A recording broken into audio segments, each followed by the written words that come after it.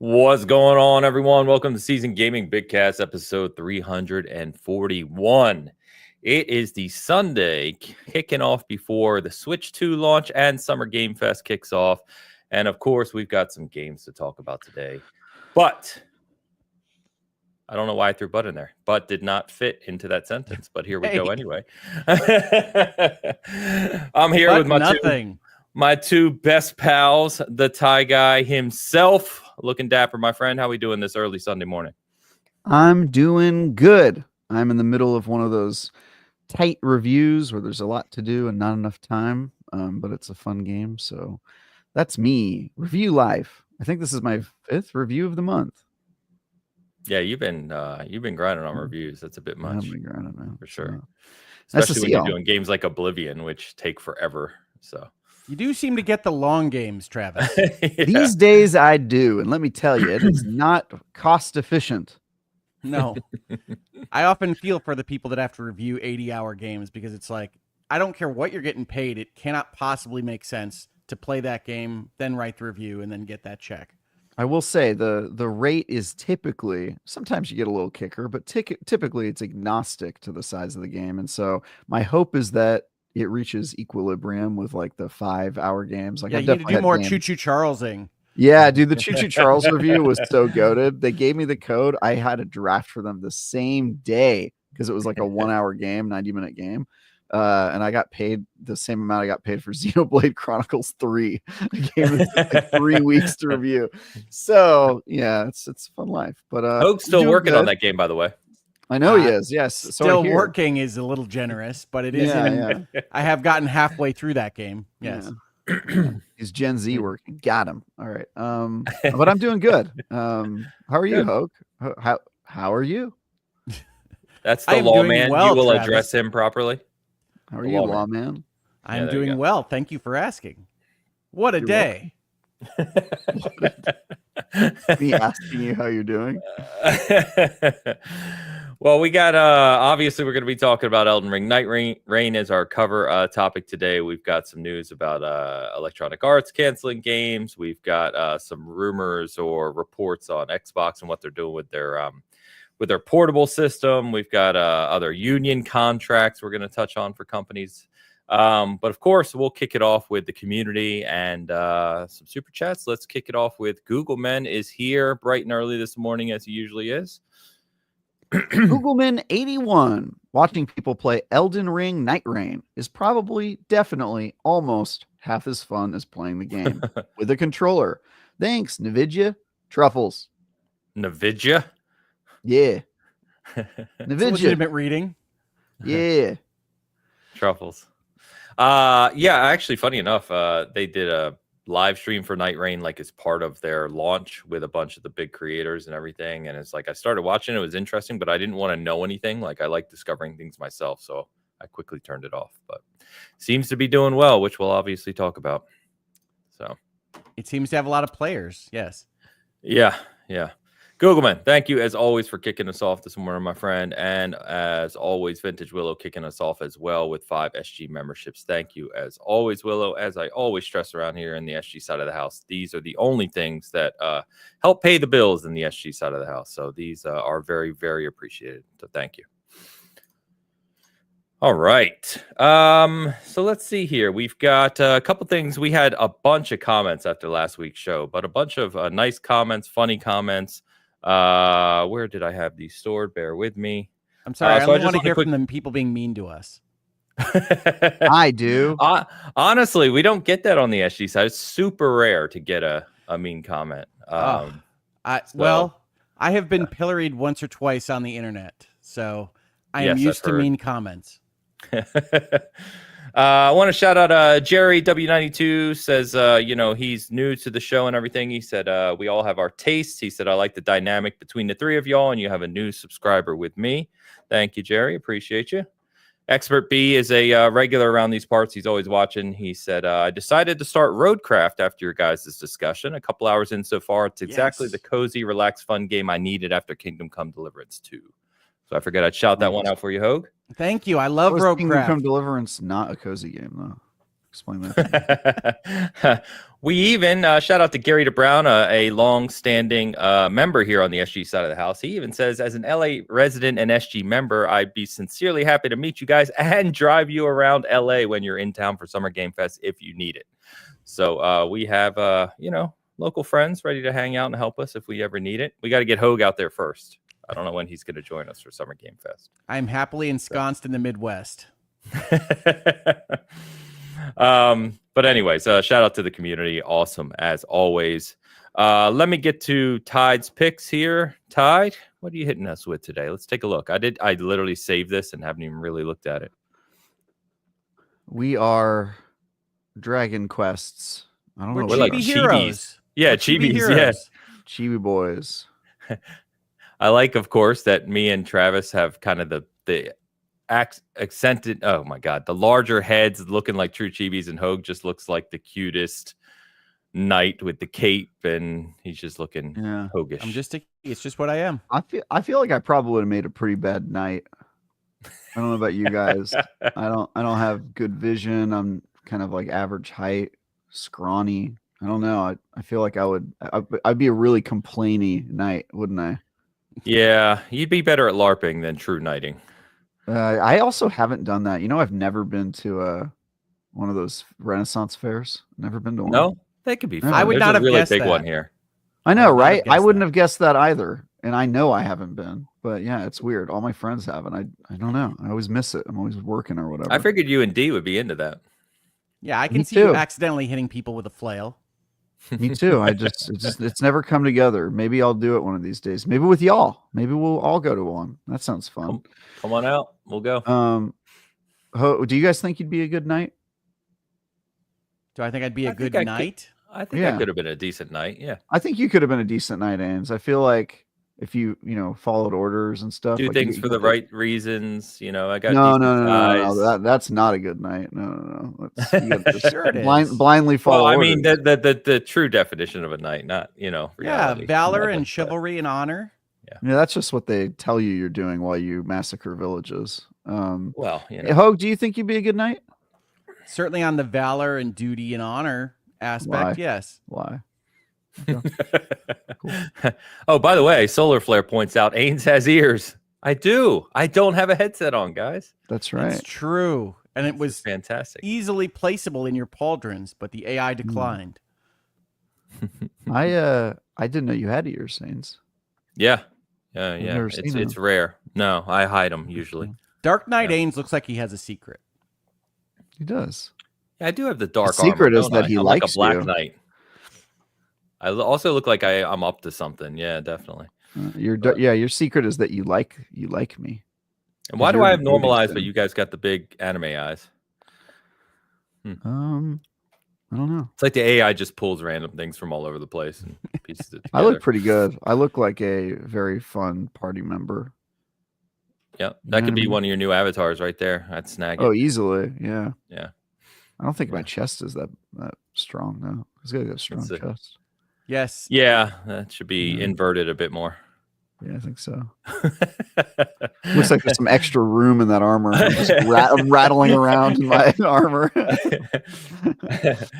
Ty, thank you as always. Appreciate the picks every week. So thank you.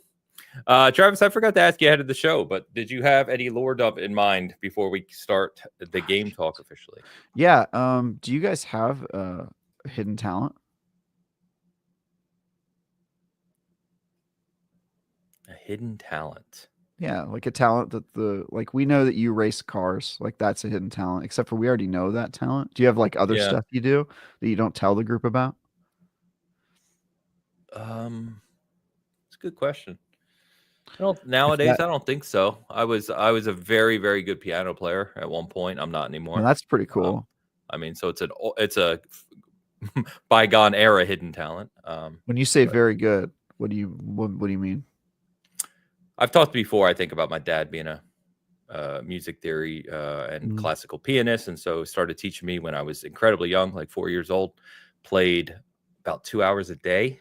I had him teaching me and a separate teacher for years. So by the time I was like 6, I was playing well advanced, and then I played a little bit in my 30s to get back into it. But I don't play anymore.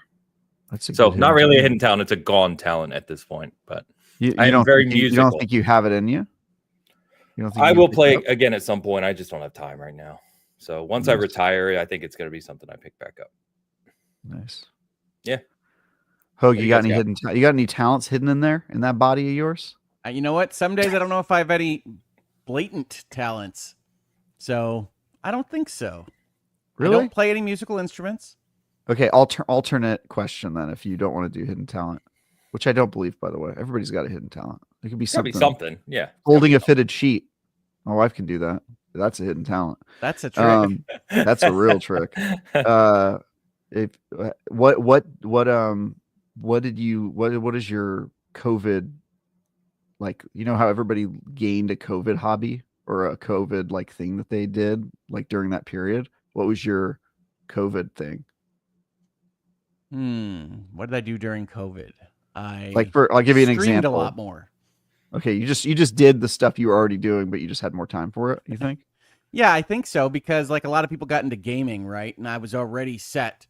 And so we had Animal Crossing. We were playing Animal Crossing every day during the height of the pandemic. I suppose if I have a hidden talent or something I learned during COVID is that one of my daughters is homeschooled and I teach grammar.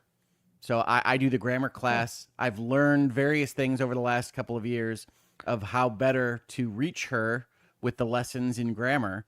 I don't think I'm an excellent teacher or anything by any means, but I have learned a trick or two in reaching this very specific student.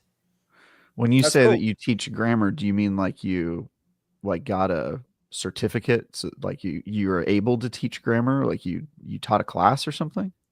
I teach my daughter grammar. We have slots for classes, and I teach grammar. You have slots for classes? Is she homeschooled?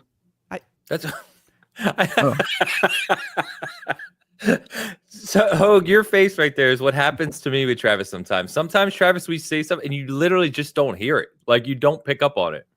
He literally said she's homeschooled. That's She's okay. homeschooled. Wow. Okay. Yes. We have just one in high school and one in homeschool. Yeah. Oh, is this like a social experiment? No, it's not a social experiment. Just to see what happens to them? They were in the same school, and for one of them, it wasn't working out. So we decided to try homeschooling, and it's been a great decision. But yes, I picked up how to teach my youngest daughter over the last couple of years. Interesting. I had a best friend in middle school who was homeschooled, and he was very poorly adjusted. You know, thank you for socially. There you go, Hogue. Travis, what's yours? My COVID skill was cooking. That was the thing I learned during cooking. I have a couple talents that I think are hidden, but I'm not super good at hiding them because I talk about them all the time, like comedy writing and stuff like that. So I feel like everybody already knows my talents. I run a lot. Is that a talent? I run like 50 miles a day. A lot of people don't know that about me. 50 miles a day. Not 50, 15. I run twice. So you're running to LA and back every day? Yeah, that's 500, but yeah, close enough. I run twice a day, and each time I run like 7 to 10 miles, depending on how I'm feeling. So yeah, I run a lot. That's not really a talent, but something about me people don't know. But yeah, I learned how to cook during COVID. Like pretty aggressively. I've always been a decent cook, but like during COVID, I was like, nah, I'm gonna actually learn like theories and stuff. I'm gonna learn how to do this for real. Watch YouTube videos. You said pretty aggressively, and in my head, I'm just thinking Tie Guy Travis, the aggressive chef. That's right. Yeah. I hit things really hard. It doesn't. That would be hilarious. I'd watch that. Yeah. I feel like plating would be my Achilles heel as the aggressive chef. I'm just, this looks absolutely terrible. This tastes really good, but the plating is just aggressive. Only half of it got on the plate. Yeah, you just kind of throwing shit. Yeah. Zombie asks if you do any like 5Ks or marathons or anything like that. No, my friend has been like, dude, you run so much, you might as well do one and get like a medal for it or a certificate or Yeah, 'cause something. the And I'm 5K like, is only what, 3.2 or something? yeah, but I'm like, Yeah. I hate crowds. I don't want to run with other people. Like I run down the beach. It's like nice and open. It's chill. Nobody has to talk to me. I don't want to be in a crowd of people. It's really my problem. Yeah. Fair enough. Well, that was a quick, that was a good ad hoc lore dump, my friend. Thank you. Yeah. All right. Well, why don't we talk about some games, boys? So, Okay. Yeah. You do it. Obviously, Night Rain released this week, and that's going to be a little bigger topic for Travis and I to touch on. So, Hogue, I'm actually going to start with you. That's right. You I'm said, prepared to contribute. Nice. So people know what game we're talking about. You should just That's- have the person who doesn't have anything to say should just have the game logo that we're Just the talking about avatar. as their thing, and then they go off. Yeah. We could make it the full frame if I just store a picture ahead of time, you know? Well, that's true. But yeah, Hogue, you were telling me before we went live, of course, that you were really putting some time into some games that you were already playing. They're not brand new. That's right. but Yeah, hit a us little with it. different Hogue notes this week because I had an unusual week in terms of work and some other obligations that I had to hit. I really did not do my usual deep dive into the various electronic shops and go find something to tell you about as a gem. So go play Roadcraft. Still awesome this week, as it was last week. But otherwise, I've been spending my time hammering away at longer games. The one that I played the most this week was actually the 100 Line, Last Defense Academy, which may be the longest visual novel in the history of visual novels. I don't seem to be making headway in it, but my girls who are playing with me are enjoying the heck out of it, so we'll continue to keep hammering away and get further than we did at Xenoblade Chronicles 3, as an example. But love that game. Also was playing a bunch of Apollo Justice Ace Attorney, which we had not gotten all the way through before. It is a very weird version of Ace Attorney, I have to say. They have notched up the weirdness in this particular series, so looking forward to more of that. Played more Fantasy Life, Roadcraft, Hold on one second, course. Hogue. Yeah. On Ace Attorney, so I know the that stretch of games has games all over the place. Where does that sit? Yeah, so Apollo Justice Trilogy is essentially the second set of games. So Phoenix Wright is the first set, already a little bit unusual, but not off the deep end. Apollo Justice takes it up one notch of weirdness, of craziness. So we are about halfway through that trilogy and proceeding onward. For whatever reason, my daughter, who is the big fan of Ace Attorney, thought we only had like 2 or 3 cases left. And I had to tell her we had like 2 or 3 trilogies or duos left, right? So she thought we only had a couple cases left in Apollo Justice. We were about halfway through the first game. Then she thought we have that Great Ace Attorney game and we have the Miles Edgeworth game. And I said, well, the Great Ace Attorney Chronicles is 2 games, so it's going to be a bunch of cases. And then Miles Edgeworth has a couple cases of his own. So we've got a lot more Ace Attorneying to go. And she was very excited about that. My oldest daughter and my wife are going to a summer camp, her first sleepaway camp this summer. And so my youngest daughter told me that I had to be ready to play Ace Attorney every day while they were gone. So Nice. That is a good daughter. What case are you on? In Apollo Justice? Yeah. Tell me what's happening Singing on case, lyrics. Nice. Okay, you're meeting Gavin and going to the concert. Okay, cool. Oh, she loves Gavin. She loves Clavier Gavin and the Gaviners. Yes. So does my wife. Yeah, sure. Her one criticism is of the franchise is there's not dating options, and I'm like, how would that work? You play a very specific attorney character. I don't understand what you want. Your wife wants to date this rock star prosecutor? Yeah, of course. Yeah. With an accent? Yeah, of course. He rides motorcycles and stuff. Yeah, she's super into that. He does. His hog is broken. His hog is broken. I'm told. Hashtag broken hog. Hashtag not to be confused with broken hogue. That was a tough time in my life. Yes. Yeah. No. Ace Attorney is fantastic, and we've basically been doing gaming sessions where we'll play a bunch of hours of 100 Line, and then we'll play like Ace Attorney is separated into investigations and trials. We'll play whatever chapter we're on of an investigation or a trial, and then we'll go back to 100 Line afterwards. So it's been all of the Japanese anime visual novels you can eat in Hogue House. as we kind of circle in towards the end of the school year. I would love to be in that state right now. I'm kind of waiting for reviews to quiet down so I can play something like that myself. It sounds like a good life.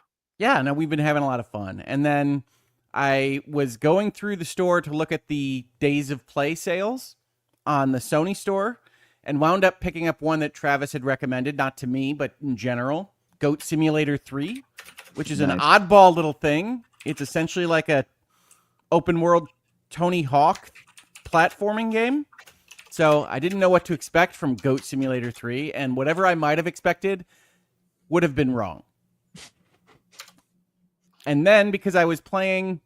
I'm surprised you play that one. I figured you'd hate that game. Oh, I don't hate it. It's not for me in kind of like a true sense. Like, it wasn't made for me. It's not the kind of thing that would appeal to me. But at 85% off or whatever I got it on the last couple of days, it's totally fine, right? Like, I don't regret spending that $10. But yeah, it's not made for me. I'm not going to just recommend it to everybody. If you want to be a goat and try to solve puzzles mostly by attaching your tongue to things and moving them in different places, then you can check this one out and earn things like a t-shirt cannon that you strap to your back and changes the clothes of people you hit with it. It's super weird. It is not plot or narrative based at all. You basically just get random puzzles around the world that you can go solve when you feel like it and earn cosmetics for your goat, including being things like a tall goat, which is actually a giraffe, or a skateboarding goat, which is actually a shark on a skateboard. So it's a very weird game.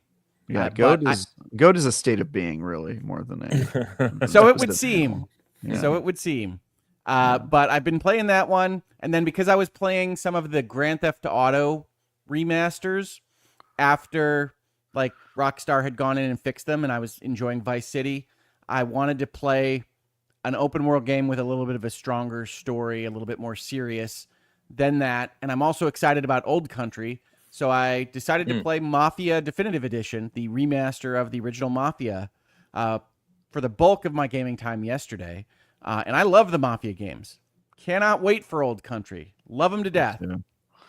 Wonder if I could review that one. It's a good game. I still haven't played Mafia 2 or 3. I know. You still haven't opened Mafia 3, you psychopath. I did. The funny thing is, I literally was pulling out a bunch of the crap I have from storage. I got to send you guys pictures. It's absurd how much gaming crap I have. But anyway, I found it. It was sitting back there. It's still sealed. Mafia 3 Collector's Edition. Yeah. I love Mafia 3. Mafia 3 has a stronger narrative and focus than a game design. That's the only thing I always try to tell people is like there are really, really boring parts. They never quite It's a game that I struggle to get through the missions, and then every time I get to the cutscene and story part, I'm like, oh, that was worth it. But if they had a different game design team and the same story team, that story team, man. And I think some of their more directed missions, like their boss fights and things, are really, really good. But like the overall, here's what you're doing 90% of the time is not. Like, I understand why it got the reviews that it did, but that story is one of my favorite in games. Yeah. Cool. Well, awesome. Funny enough, I was going to mention Play Days at the end because as the weird guy still buying physical games, they have some really good sales, actually, PlayStation. So I went back and picked up Ghost of Tsushima Director's Cut for PS5 because I just have the standard PS4 edition without the DLC and all that, and I've been wanting to play through that. I figured, not that I will, but if I get to it, it'd be cool to play some of that before Yote comes out. And I think I got the Uncharted collection that they released a couple years ago with all the old Uncharted's kind of fixed up for like $20 or something. So yeah, it's good. Nice. It's good. Yeah. Yeah. No, that I think that sale is really good. It's really strong. I highly recommend checking it out. Yeah. But yeah, for the most part, that's what I've been playing. Long form kind of forever type games, Fantasy Life, Roadcraft, those kinds of things. 100 Line, which only feels like a forever type game.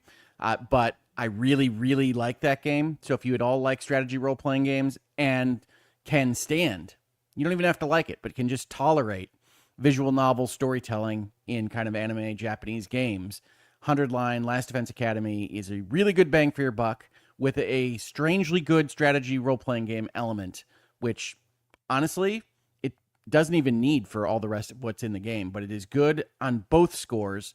And that somewhat differentiates it from like a 13 Sentinels, which is a fantastic story that I really loved, but their strategy component, not so great. So check out the 100 line, check out Roguecraft, play Mafia if you haven't, like Ains, and enjoy games. There you go. Good advice. Zombie says, I wonder what the age demographic of Bitcast is. I'm guessing 40. Does he mean us? No comment. I think he Or means does he us. mean the audience? Alex said 50, so I'll hit Alex next week when I see him in person. No, I think he means the viewership, right? He means the people watching the show. That is unclear. I think it's older audience for sure. We definitely have some season members. I could tell you my channel's demographics, but they're pretty much split down the line between Virtual Legality and Hangouts and Headlines. Got it. Zombie did say viewers. Yeah, I don't know. I don't think I've ever looked at SGs, to be honest with you. I'm sure it's probably a little older, though. Yeah. Anyway. Just on the reaction to the things I say, I think they're old. Travis, what before we get to Nightreign, what else you've been playing that you can actually talk about? Anything good? I can't talk about almost anything I'm playing. It's very cool. Shut up, you. Yeah, I know. So I have nothing to say. I'm special. No, I did some cool previews that aren't going to be out for a while. I'm working on a review I can't talk about at all. Yeah, I don't have a lot to say. I am we're doing this thing when the Switch 2 comes out where we're taking all the Switch games that didn't run well or at all, and we're playing them on the Switch 2. And I have my first assignment for that, which is Hogwarts Legacy. So I'm playing Hogwarts Legacy on the Switch, and I'm going to play it on the Switch 2. But you know that one's getting a glow up. Are you checking any of the ones that like don't have any announcements for improvements? Yeah, they're doing Pokemon Scarlet and Violet. I don't know if that one has an announcement. Those have announced improvements from Nintendo. Yeah, so I think they're doing reviews of like the version as it exists on 2. So it might be that they're picking the ones that they know are gonna have something different about them. Okay. But yeah, I'm on that. We're doing a lot of stuff with Switch, so I guess I can talk about that since those are games that are already out. But yeah, I'm just heads down on stuff that I'll be able to talk about when we have our next show, which would be cool. I have a comment to one of our commenters, Ains. Yeah. Go for it. New ZZZ Zombie says, on the tin, probably the old and British demographic. And I would like to respond to this commentary. So this is a criticism of me saying that it does what it says on the tin, makes me old and British. And I want to tell you that when I started dating my now wife in college, she told me that half of what I said was archaic and old, and she had to look it up to understand what I was talking about. So that's a me thing. That's not age. That's just Hogue. You are old though. I was old when I was born. Just an old soul. Same. And to give credit to Hogue, I knew exactly what he meant when he said it. So yeah. Me too. I also thought, wow, he's old. Well, you know what other game that does what it says on the tin is Elden Ring Nightreign. Yeah, sometimes. I think it does a lot. Doesn't do a lot of stuff it says on the tin, unfortunately. Sounds like we may have some disagreement here. All right, I'm going to pause right here and add my contribution. I will be listening, and I will jump in if I have anything to add. Do you have a wireless headset? Because that would be cool if you could just like go in the kitchen, get a snack, you just walk around, be just kind making of a food viewer for a while. That'd be cool. That's what I would do. All right, Nightreign. Nightreign multiplayer Elden Ring. So here's my main criticism with Elden Ring Nightreign. Well, before you do that, let's get crossplay off, because not having crossplay is stupid. It's dumb. It should have it, and FromSoft needs to focus on their online networking technology solutions for future games. I'll leave it there. So you already kind of said my main criticism, which is, well, I mean, we can cross that. We know that's a problem. Like, let's put that aside. But it's a big one. I don't think we should put it aside, because what is the one thing From Software has reliably always done really badly? Yeah, the online component to games. Yeah. And then they made an online multiplayer focused game, the thing that they do worst. And so all of my criticisms about this game are about the fact that it's an online focused game and that does not do online well. It doesn't have crossplay. It doesn't have voice chat. It doesn't have good internet. I get like, I don't know if you've gotten like failed matchmaking. Well, you're probably playing with a crew, but like you do matchmaking. I you have get, not. So Alex was talking about this. I have not played with a crew, and I've had zero issues. I've matchmaked. Yeah, I've no had issues where like you get match made and then it crashes and sends you back to base to go find another match. So that's been happening to me. And then sometimes you're in game and people will lag out, or you can't really tell where they are because it's doing that thing where they're skipping around. And so all my problems with this game are all the problems you would expect in a FromSoft game. It's just I expected them to solve some of this because it is a online multiplayer game specifically. And so I agree. That's my big problem with this game is like I just go on it, I want to have a good time, and then I keep remembering FromSoft does this poorly. End of criticisms. I don't disagree with that. I think I mean I never use voice chat in games. I'm always in a party. But it should have voice chat. That's a non-starter. It should have crossplay. Yeah, I agree. I agree with everything you said. I'm not like, I think FromSoft, especially one of the things I was going to say today, right? Elden Ring has sold over 30 million copies now. It's one of the best-selling games of all time already. It's only been out a couple years. There's no reason with their success and their growth that and publishing partner with Bandai Namco, they shouldn't invest more in technology solutions for online. I mean, it just doesn't make sense. So they don't get any excuse for that. Yeah, it's really all the negative stuff I have to say, though. Which then we're probably on the same page because once you get past that, it's frankly a big criticism, though. Just to be clear, like the game is a multiplayer game, and everything around multiplayer so far has been not impressive. But that's really all I have to say. Like other than that, like I like the format, I like what they're trying, I like that it's a new idea. I like the boss fights and stuff that I've done in the game. What is the format? What are they trying? They're doing. Go ahead. Sorry, Travis. Just to be clear, so if people don't know this game, let's set the table a little bit, Travis. Let's assume people don't know this. It's called Elden Ring Nightreign. Let me be very clear. It uses the assets from Elden Ring. It does not play like Elden Ring. It is drastically different than Elden Ring. It is a sped up, action-based roguelite in the Elden Ring universe, essentially. Made to be reminds played. Me of Naraka Blade Point in the way it plays, just in terms of like you're a co-op crew. That's actually not too bad. Yeah. You're able to jump over things and climb really easily. It kind of feels like you have like a lot of mobility. You're like twice as fast. You can run endlessly. You can jump and scale very quickly. There's no fall damage. And so what happens is you fly in. It's preferred to be played by teams of 3.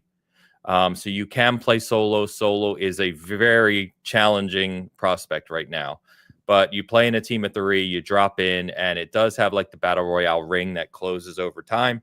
But basically you're trying to level, kill bosses, kill enemies, make discoveries, get better items, as you work your way through a couple days. So it's like you kill a few bosses, you get to the day 1 boss. And if you beat that, you go to day 2, it starts over. You go do it again. Keep leveling, keep powering up. You beat the day 2 boss, and you get to go fight the Night Lord, which is like the finishing a run, if you will. But how set is this? How roguelike is it? I don't understand.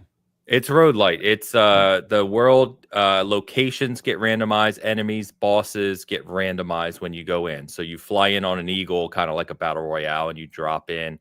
And, all the stuff around you, all the loot's randomized, everything that you pick up. The roguelite element is that you have some progression for the different character classes, but you also have these things called relics, which you unlock or find or discover and get at the end of your run, which give you various attribute bonuses and, things that you can put on your character over time to make yourself stronger. It also has an interesting character class model, or rather than the RPG element where you're kind of making your own character, they have a few preset canonized characters with a specific voice, which I think actually could end up helping the game. I don't think I'm far enough, if there is any farther to get, to like know for sure how they use it. But it's kind of interesting from a FromSoft game where your character specifically is a nameless nobody who is stronger than God.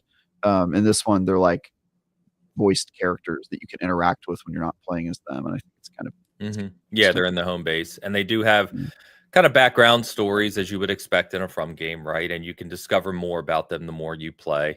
From what Eric was telling me, because I'm still pretty early too, excuse me, as of this morning, I think I have about 6 hours. And he was saying that basically you can find things in the levels too, and then you can actually get kind of like quests specific to the characters. So he said there's definitely more progression and deeper than it seems at the start. So I'm not there yet, but yeah, it's pretty unique. I am surprised because I wasn't hyped. We talked about this game before, and I wasn't hyped for this game. In fact, I canceled my collector's edition. You know, this shit I usually buy. I canceled all that, and I was like, well, I'll just pick it up, normal base edition, and see if I like it. And I played the beta, and I was like, you know, maybe I'll have fun with this. I don't know. But I'll tell you, since I started playing it on Friday night, I've really been loving it. Like, I just want to keep doing another run because I keep discovering new stuff. I keep finding ways to kind of refine how I'm playing and approaching things and getting better at it. And I've had a lot of fun with it so far, surprisingly. Yeah. It also feels like your mileage may vary depending on if you're playing with a group or not. I'm playing on Xbox, and because there's no crossplay, I don't have anybody to play with. And so playing matchmaking is like as bad as matchmaking is in pretty much any game like this, where it's like roll the complicated dice. And communication is important, and they don't have in-game party chat. And it's just like, I am basically sort of guessing what my teammates are thinking and trying to like follow them and stay together as much as possible. So yeah. The ping system's good, but I mean, it doesn't mean that the people you match with are going to use it effectively or even follow it. So, or they'll ping different things that are completely random and outside of the ring, and you're like, "What are you guys talking about? I'm not going to go do that." Like, just like a little bit of, it's set up in the worst possible way if you're playing it alone. And I've noticed that like Mitchell Saltzman talked about this a lot. I talked to him about it while he was working on the review. Because also Ben Curtin was playing the game, and I like match made them together so they could play the game together. But Mitchell Saltzman was having like a lot of trouble with the game when he was playing it alone, and then when he got like a crew together, he was like, all right, this is better. But yeah, I'm experiencing kind of the bad end of not having a crew right now, which I'm sure will change. I'll meet people. Definitely better with a crew, 100%. Yeah, even just playing with one friend. I was playing with a buddy Walt the other day, so it's two of us with a random, and even just that helped a lot. So if you have three, I'm sure it's way better. But I can imagine the difference between solo and a buddy is always that they can revive you, right? But yes, is anything in the game set up for like somebody needs to distract this guy so you can hit him in the back, so you need to have a second or third, and if you're solo it just really doesn't work? Kind of. Yeah, I mean, kiting in these games when you're playing with more than one person is always a big thing, right? So if someone, to his point, there's not like special mechanics where you're like, oh, they couldn't do this in a solo Souls-like game. I do think that's a missed opportunity, because there's not any point where like two players have to go and do one mechanic and then one person has to like fight the boss. It's basically like all three players are running around like little rat boys and attacking the boss, and it's more kind of chaotic. So if you go down, Hogue, you basically have a health meter essentially when you go down, and you're down but not out, and your teammates attack you to basically kill that meter, and that gets you back up. And if you die repeatedly, the meter gets bigger and bigger, so it's harder to get them up over time. I'm swinging swords at my match-made teammates who went down for the fourth time. Well, I haven't gone down once yet, and I'm just like, bro, I hate this. I think this morning. I've got this Night Lord. Yeah. Sorry. You assured me that you were not thinking bad thoughts if you had to carry someone in a game. Yeah, it's more the not communication and just like not really knowing what's going on. It's different if you're like on the mic and you know exactly what's going on, and you're like, hey, dude, it's okay, you're good, we got this. But in this case, it was like they'd get up and they'd run around outside of the ring and then die again, and I'd be like, what are you doing, man? I'm just saying, I know we've had conversations where you've talked about whatever, Trials of Osiris, something hard, and I've said, well, you'd have to carry my butt, and you've said, no, it's okay, I am comfortable doing that. But then you just took an aside here for the fear that I always have when the guy is not dying and I'm always on the ground, that they're thinking, oh, look at this guy over here. Yeah, this was like on launch day. I don't know. I kind of just assumed that people playing would be like more like veteran at this. People are definitely figuring this game out. Yeah, I was too new at the game, Hogue, to be like in any carry position. I did end up carrying us through that boss fight. We did win, but it was just like I probably spent more time swinging my sword at my teammates, trying to get them rezzed. That's how you res people. The biggest annoyance right now is that as you're going through the levels, it's time gated, right? Like you want to be fast. So you're trying to run and kill stuff as fast as possible. Once you get to the Night Lord, that's a arena battle with a boss. Doesn't matter how much time you take. There's no time limit. And so what people haven't figured out is they're rushing. They get to the Night Lord and they just are like hacking away and they keep getting downed. And it's like, look, you need to learn to stay alive. So if you get one pro tip, get to the Night Lord, focus on staying alive rather than doing fast damage, because once you get downed a couple times, you're screwed because it takes too long to hit get you up. So long. Yeah. And then, the even the first Night Lord, like if 2 of the 3 go down, you're screwed because then he's aggroed on you and trying to get the other 2 up is a mess. So the first Night Lord is the one who there's 2 people running around. It's like Cerberus. No. It's the first Night Lord is the 3-headed beast. It's like that Cerberus. One. Yeah. But yeah, Solo, they did say already. So Bandai Namco or FromSoft said they're making some adjustments next week for Solo to make Solo a little more playable, because right now it's freaking tough. They should also do duos. Like, if you only have one other friend. They said that, by the way. Game right now. Yeah. Yeah, they said they made it for 3 people, like a lot of the kind of co-op games now, and they added a solo mode because they know people would want to try to solo it, and they were like, well, shit, we should add duos too. So it sounds like they may add duos in the future. Yeah. But yeah, I don't know. It's definitely different. Like, it's weird because it doesn't play like, it's hard to say it. Like, it plays like Elden Ring, but it doesn't play like Elden Ring. It's much faster. The timing of things is a little different. Obviously you're switching weapons and upgrading in different ways. And, I really have enjoyed it more than I thought I would, like I said. So I can't wait to play more of it. I don't know the longevity, right? Like, I know some of the reviews that people have told me. I didn't watch any because I didn't want to see it. Some people have said like they got through all the content in like 15 to 20 hours, which, take that as you will. I don't know if that's going to be true for everyone or just people in groups. I don't really know. So I'm curious to play more and kind of see more of the experience. Yeah. Who's the character you prefer right now? I prefer what's his name? The one that you start with. Wilder or something, I think it is. Like, yeah, something like that. Wilder. Wilder. Okay. Yeah, the one with the tiny shield. I just like perfect pairing. You know me. Okay. Yeah, I tried him. I tried the Guardian, the Eagle dude. I tried Iron Eye, the bow guy. And the executor. I haven't tried the bow guy yet. I've just been sticking with like the main guy for now. Executor's mine. If you like pairing, Executor's the boy. That's the guy I'm using. So he starts with the katana, but his one ability is like special parrying, and then he gets a supercharged slash. He's awesome. Nice. That's cool. So, and then they're going to be adding more. So there's 8 classes right now, Hogue, and they're going to be adding more classes, more bosses, and kind of more content through the year. So. Wait, is there a class called Executor and then another one called Executioner? No, he's called Executor. There's no Executioner. Okay. I think people are just calling it that because that's kind of how he plays. But yeah. Okay. Yeah. Oh, yeah. He helps carry out your will when you die. Yeah, it's like you want to say Executor, but it doesn't sound right. You know what I mean? So those are both right. Yeah. Executor and Executor are both right. It just sounds, I don't know, it sounds weird to me, to my ears. But anyway, that's Nightreign. It is $40. It's not a $70 game.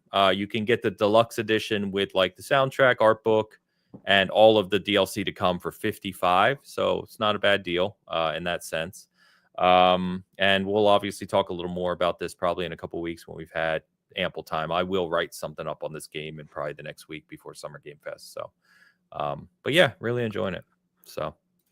It's a quirky addition to the FromSoft library. I will say that. I would love to hear the story of how this kind of came about and what Miyazaki thought. I forget the director of this game's name, but it's his first time directing a game, I believe. Someone can correct me. So, I'd love to hear the background on it at some point. So. It sounds like the game design is good enough for you two, but it does seem like, at least as a project, there were some strange skips of cross-play, cross-progression, duos, that kind of thing. Yeah. So, and the misses are big, by the way. Like, people get over the multiplayer like failings because I think frankly they're used to it if they're FromSoft fans, but they're pretty big in this game. Like they stick out like way more because it's a multiplayer only game. So I don't take I think the 7 out of 10s and kind of middling reviews, like mixed reviews. I think it has mixed reviews on Steam right now. I get that because I do think that they're big enough to where like some people are just going to be like, look, it's a multiplayer game. But yeah, I mean, when you're playing it, when it works, when you have a crew together, etc., it's a fun, fast paced kind of. I think of it as like Elden Ring Light. It like plays a little bit more arcadey than Yeah, it's like arcade Elden Ring. Yeah. Yeah, that's a good way to describe it. Yeah, it's quite funny. But I remember the first couple matches, like I tried to solo it, and I just like exploring and figuring it out. So I was kind of playing it like I had played Elden Ring, you know, like, oh, what's over there, and kind of trotting over and Way stuff. too And I was slow, like, okay, I yeah. cannot play this game this way. I was Yeah. getting destroyed. So, by the way, shout out to my good buddy Steel Rainey. Says the modder for the co-op mod immediately released a duo mod that's online compatible within 2 days. So I guess that's already out if you're on PC. So yeah, I got stuck with the Xbox version. Extra codes. Nobody wanted the Xbox codes from Elden Ring, just so you know. It's really annoying because I've got friends playing on literally all 3 platforms, and it's stupid. It should have crossplay. Yeah. Which, by the way, people called out as early as the beta test that it was a mistake.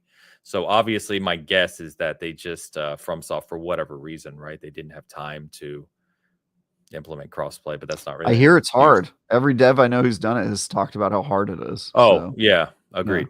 Yeah.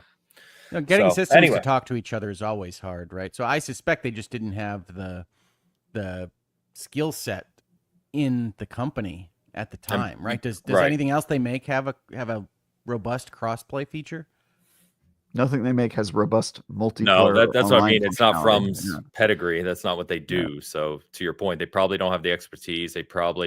I'm sure they looked at it, right? And it was probably like, shit, this will probably take 18 months to implement with an extra team. And they probably just were like, I kind of assumed this project was them like finding an excuse to address all their long running online connectivity problems. Like they were like, let's just make a multiplayer game that'll force us to get good at this. Nope. So I think the question in my head is whatever Miyazaki's working on for their main game next, right? It'll be interesting to see if it has co-op, how they manage it, takes the learnings from this. Yeah, hopefully. We'll see. But anyway, that's enough on Nightreign. We'll talk more about it, like I said, and I'd at least give it a look if you're into that style of game, and don't think of it as Elden Ring or a traditional FromSoft game. It is not. It's very different.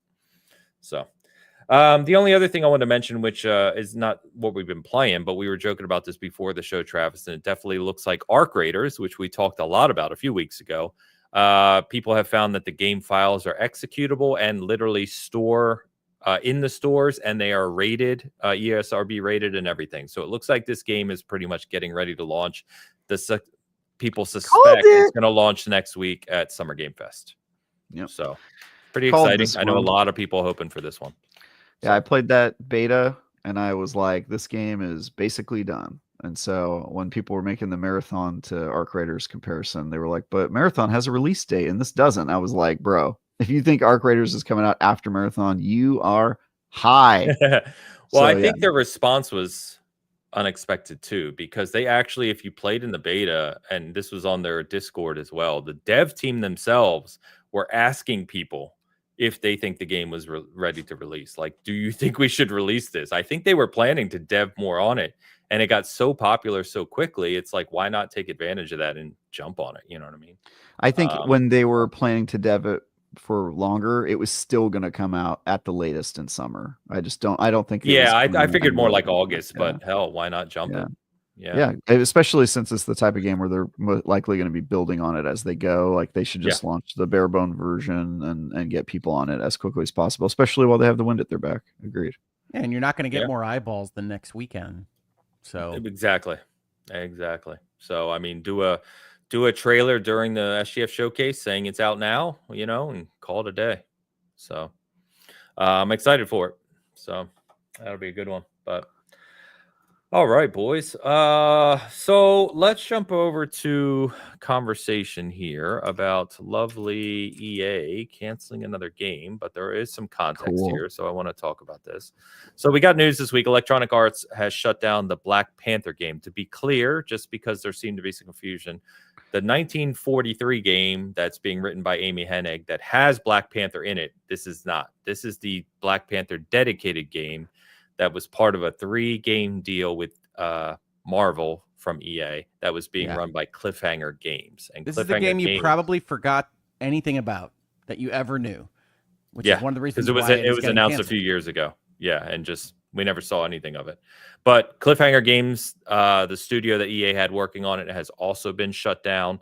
I kind of went back through some of the notes here just to make sure we had our information correct. So they IGN had the internal email that the I believe it's the president,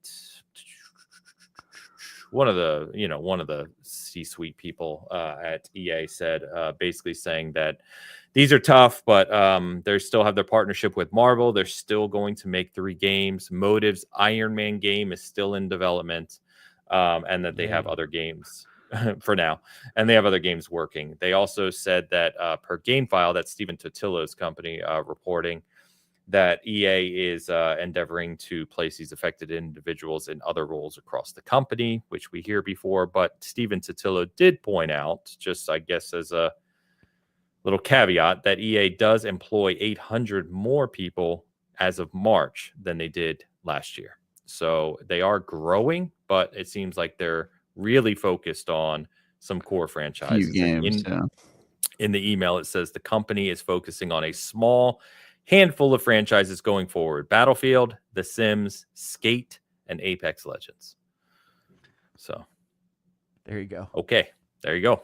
Why Skate is part of that is interesting, but I get it. I like Skate, but that's part of the portfolio. Yeah, because they're Flagship. looking for generalized revenue brands. So that goes in their EA Sports bucket, right? Like that's not mentioned separately. But one of the things that has had a lot of discussion the last week is also College Football 26 and the cover images and the various things that are getting added to that game. So this reminds me so much of how Electronic Arts operated and looked at the video game industry, like just before they tried to convince gamers that they were doing new stuff with like Dead Space and Mirror's Edge. Like that period of time, like just before then, when they were winning all those worst company in the world awards.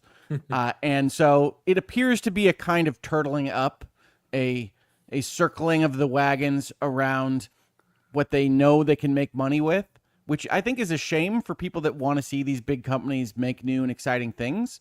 But I don't have any tears to shed for another Marvel game. I just don't care. I don't care about Wolverine. I don't care about the Iron Man game that survives. I don't care about Black Panther. I'm at least mildly interested in, what is it called? 1943, the Captain America Black Panther game.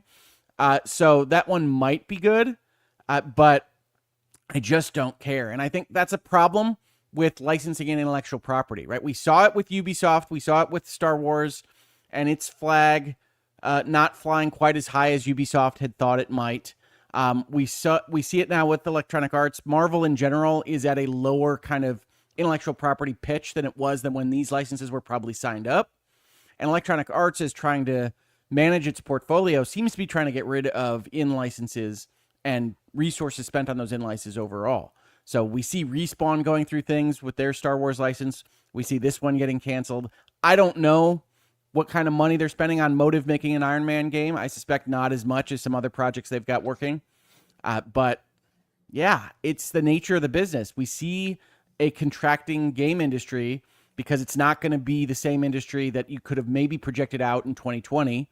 And companies like EA, which are very conservative, small c, in terms of how they see the industry, what resources they want to spend making products in the industry, look at it and say, we don't need to spend money on intellectual property licenses that aren't bringing buyers in the door. So that's, I think, all a part of this. Yeah, there's a lot to it. And I think just to shout out, because some of the chat's calling too. So Jason Schreier had an additional report on this too, trying to dig into some of the details. And apparently Cliffhanger wasn't making good progress either, which compounds the issue. It was in pre-production for years. So I that always sounds really weird to me, guys. I don't know about you, but like we talk about this a lot, and I know Xbox has been guilty of this at times. I mean, all the companies have, but it feels like you get this game announcement. They have a studio, you have these dedicated resources. It'll be go 2-3 years will go by, and then out of nowhere, they're like, "Oh yeah, barely any progress was made. They never got out of pre-production." It's like, don't you have any interim check-ins more readily available that would alert you I'm to sure they that? do. Yeah, I'm sure they do, but you don't shut down an entire studio and cancel a project when you don't make uh y- as much progress in like the first 6 months. You know what I mean? It probably just is one of those No, things but where how are it's you like, not? it's You not telling me working. they're making like they're actually making leadership shifts or changes like every 6 months, and then 3 years go by. They've done that 6 times, and then they decide Oh, to shut it I down. It don't just think they're seems odd. making leadership changes that often. No, I think they're just doing. It's like if you ever been fired from a job where you like performance mattered, like No. you get like let me tell you how it goes. I'm just kidding. Yes, Travis, walk us through it. So I've had to fire people like when I ran a sales team I've back in the day fired people. I haven't been fired. for performance reasons though. Yeah. Yeah, where like you don't just fire them right away, right? You create like a performance improvement plan, and Well, then that's Sure. there's my you know what I fault. mean, That's the like lawyer's fault. You're trying to yeah. head off lawsuits. That's Hoag's fault. Yep. Yeah. Yeah, I mean But it is part of that, but it's also because like if it's strictly performance, it's just a matter of like calculus that they keep their job or not, right? Like they have to be making more money than it costs to keep them, and so you can straight up like math it out, like, hey, I just want you to get to here, and then you'll be okay. And so I'm sure there's some level of that. I mean, it's harder because it's a creative undertaking, but just if you're wondering how this could happen, go and watch any documentary about a game studio and you'll understand how this happens. Like the Double Fine one is a great example. Not as bad, that game actually finished, it got out, but you can see the problems, and they had leadership changes in that documentary that didn't happen until way longer in the project, probably should have happened sooner. And I was going to say, I could it's say a a lot huge of thing. nice things about Tim Schafer in his creative capacity. I'm not sure I can say as many nice things about his project management. And I think when you talk about the big money studios like EA, you do have people in those offices that primarily got MBAs and know the money side of things and know how to allocate resources, but they also know like the danger signs, the warning tales of having their C-suite executives get too deep into the creative side of things. So you see a company stalling, you see a company not being able to get out of pre-production, not solve the problems that need to be solved to get the project going, but you don't want to be that executive that is just the guy that's going and strangling ideas in the crib and not allowing the creatives to do their thing. So you try to give them a longer leash, and you wind up 4 years down the line, and somebody has to make the resources work. So I don't think this is the way you want to run things. I don't think 4 years in pre-production is normal, but I do see how a big bureaucratic organization can get stuck there. That doesn't mean it's operating correctly either. You need some bravery in these roles. I don't think that exists at EA. I think that's how you get BioWare kind of slowly dying and not having yeah. seemingly anybody watching what they're making. But this company, Cliffhanger, as I understand it, was made for this purpose within EA and didn't do anything else, right? Like they never had any history. They never released anything. So that doesn't mean I want to see anybody lose their jobs, but this was an attempt by EA to essentially make a subsidiary within themselves for this purpose. They didn't get that purpose done. The natural thing to kind of happen when that purpose doesn't get done is to completely cut off the enterprise. Yeah. Oh, I completely agree. It seems so prevalent. You know what I mean? Like we seem to talk about this almost every week. Games are hard. Yeah, Games are hard, it's and I think it's crazy. probably harder when you have like, I don't know the situation at the studio, but I know that sometimes these large creatively bankrupt corporations that try to make games and say, "Hey, look, we signed a deal with Marvel, and you're going to get to put together this Black Panther game," and maybe nobody on the studio is excited about that. And it's like a creative process, and I think a lot of times these companies try to turn a creative thing that requires like passion and dedication into like a making widgets type job. Just pump out the thing that you make, and it's just not like that. I was trying to be generous to that kind of take, Travis, in suggesting that 6 levels of bureaucracy between the money and the creatives is going to create situations like this. But I don't think you have to just assume that everybody that was in this entity that was created for this purpose is secretly hating EA and Marvel and everyone else. I don't think they are. I think that they were probably assigned to this project, though, don't you?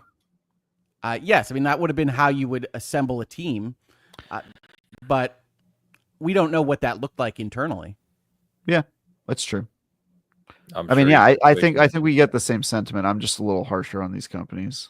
Yes, you are. I don't love Electronic Arts, but I do see how these kinds of things can happen. And no, overall, other than these individuals and the loss of jobs and all that entails and that we can feel sorry about, I don't think anything of value was necessarily lost in this game not being released. So yeah. I look at this Probably and say, okay, that's fine. And then you start to get kind of the pieces about, oh, this was going to be the greatest thing since sliced bread. This was going to use a variation of the Nemesis system. You're going to have all these Black Panthers and all these things. It's like, yes, I understand how the project got greenlit. I understand what they were focused on. The fact that they couldn't solve some of these issues is suggestive of a game and a project that was not coming together in the way that you can best imagine it when you hear these descriptions from wherever you're hearing them. So this is a thing that happens a lot in video gaming, and I think in movie making as well, although not as much, is that you get canceled projects and then you get the absolute elevator pitch, boardroom pitch, perfect ideal of what this thing could have looked like when it was finished. And you say, oh man, we got robbed of this awesome opportunity. And that's not how it was coming together. Yeah. I think canceled projects, they live in the benefit of us not having seen the final product, but I think it will always exist in your mind better than it was going to be, especially if it was a canceled project. Scalebound, anyone? Yeah, exactly. Actually, I think we all knew how that game was going to look.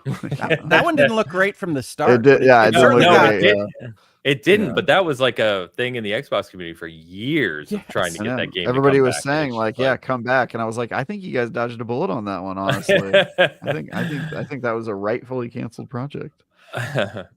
Well, along those same lines, as we just talked about with EA, it's just this morning, actually, People Can Fly announced this, which I'm going to put on the screen right now. And I don't know if I want to read the whole thing, but basically they said they have made the decision to suspend the development of both their projects. It says the consequence of the fact that the publisher has not presented us with a draft of the subsequent content rider to the publishing agreement covering the terms and conditions and further milestones of Project Gemini, and lack of communication from the publisher to its willingness to terminate the Gemini project. So Hogue, I'll let you comment on this in a second here, but basically what is the result of this is the fact that People Can Fly is going to downsize. They are canceling their two main projects they were working on, one of which was assumed to be an Outriders sequel. And let's not forget, they are also helping on Gears E-Day with the Coalition. So if that's been affected, I'm not sure. That may be under a different agreement, but regardless, People Can Fly is facing some heat this morning. So when they're pointing all fingers at the publisher there, Hogue, what's your take on that? They are. That's what devs do. And that doesn't mean they're wrong, but that's what a dev will do in this situation. Yeah. So you're a developer, your People Can Fly. You sign a publishing agreement. We know that Square Enix published Outriders, for instance. We don't know that Square Enix is the publisher here, but the publisher... they did. Sorry, Hogue. They did say the Square Enix project is canceled, so it kind of leads to that. Okay. Well, I mean, I think there's a strong suspicion that the publisher, capital P, in that statement is Square Enix, but we don't know for sure. I don't think. Yeah. So the publisher signs up that agreement as well. The publisher is the money man. They're putting the money in. This is what you're going to pay your development salaries with. This is how you're going to run your company for a period of time. And so the publisher says, great, but we don't want you to just take our money and run off to an island somewhere. So you have to make a deliverable for us. And we know it takes years to make a video game. So that deliverable is going to be cut up into slices. Those are going to be milestones. And you're going to deliver those milestones to us. But we understand that the creative process is not a linear one. And we don't know what we don't know about how this thing is going to come together. So there will be some leeway in the milestones, and there will be the ability to extend milestone times or have additional milestones added to the time frame that we'll put in an exhibit to the agreement. And what that statement reads like to me is People Can Fly saying, okay, we talked to our publisher and we said, this one isn't coming together on exactly that timeline. We need this milestone to do this, or we need 2 more milestones on this, but we're also going to need $400,000 to get there because we need another 6 months, whatever it might be. And that's a normal part of the publishing process. It's not anyone anybody likes. You try to get everything out in front as best you can, but that's not how games come to be.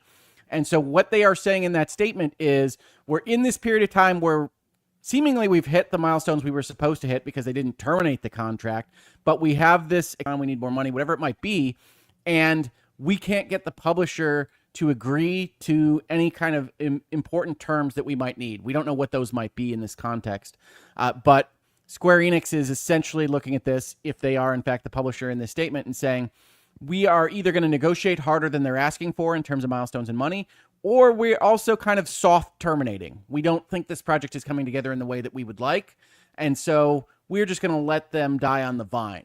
And People Can Fly says that's fine, but we have lights to keep on, computers to keep running, people to be fed, and so we're going to have to strip this all down. This publisher agreement is effectively canceled, and we're going to have to figure out a new way forward. And that's the reality of business. It doesn't necessarily mean just from that statement that we can tell that either side was in the right or wrong, because it really matters what that ask was from People Can Fly, and it really matters what Square Enix's or any other publisher that might be the publisher in this statement, what their response was. And without that information, I know people are going to have feelings one way or the other on this. Generally speaking, I think people generally side with the developer, but a publisher that wants to get good games out the door also has to have certain controls of its financial situation and what it is moving forward in its portfolio. So when we complain about things like EA, or we complain about capital P publisher, whether it's Square Enix or someone else, this is a certain aspect of trying to keep the ducks in a row, trying to keep the productions in line. I don't know what I don't know on this, unfortunately, which is People Can Fly has released games before, so it would seem that they have a good production process in place. We also know that Outriders didn't do as well as I think either Square Enix or People Can Fly would have hoped. So there was probably a certain amount of friction behind the scenes as to this project continuing, if it was in fact an Outriders sequel. Very well a lot said, of words. Yeah, that was a lot of breath there, but well said. A lot of words. Sorry, Travis. I know you didn't listen past the first sentence, so it's okay. Doesn't bother me at all. I would have been interested to see what an Outriders sequel would have looked like. That game had some potential. I really like Outriders. Yeah, I wasn't as high on it as maybe some, but it had potential. Yeah, it's a shame. People Can Fly make some interesting games. Bulletstorm was their big hit decade plus ago, 15 years ago, whatever it was. Was that a big hit? Well, it was well known. I think it was the thing that put them on the map, is maybe a better way to say it. But, that was fun at the time too. But yeah, it's, just a shame to see more of this. So wish everyone, obviously, at People Can Fly the best who's affected. And, Yeah, I mean, this seems like a preemptory statement to get you ready for the layoff statement. Yeah, exactly. Yep. All right. A couple quick comments here. Eric, who I was just talking about earlier with Nightreign. He offers $2.79 Canadian. Very strange super chat amount to write Nightreign Goaty.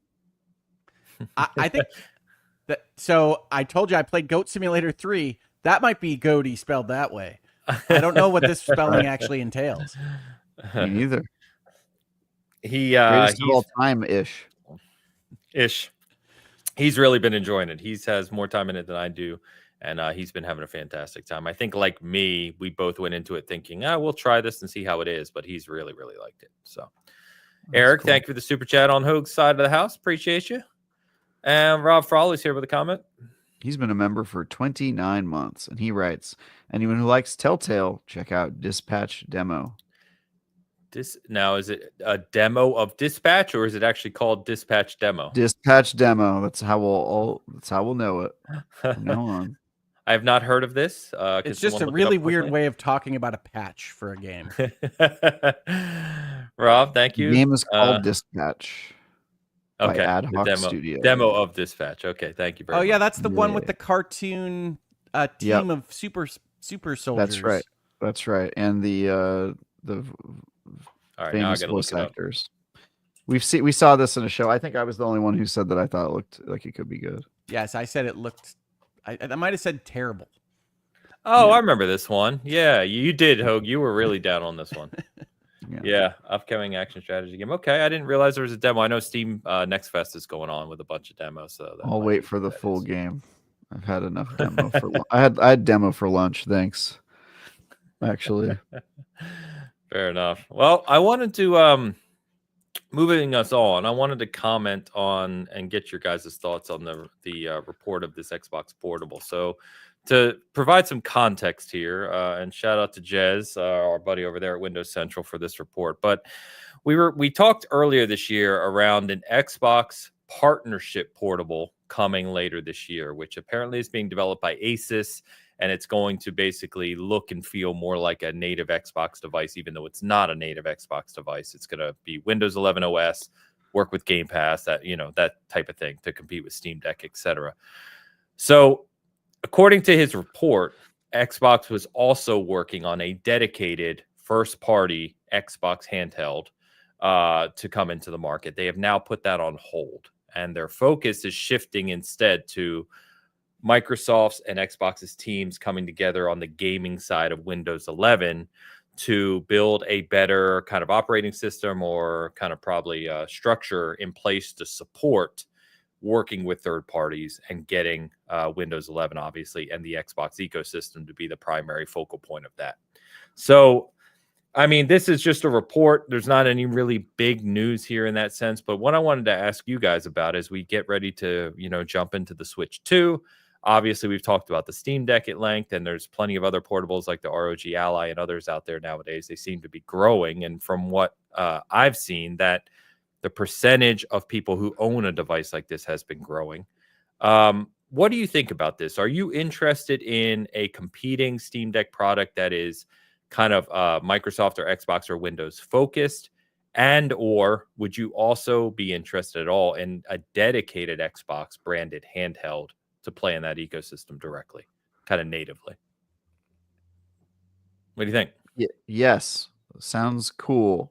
I'll buy it. I don't know if I'll use it, but You can stack it with your 7 Xbox S's.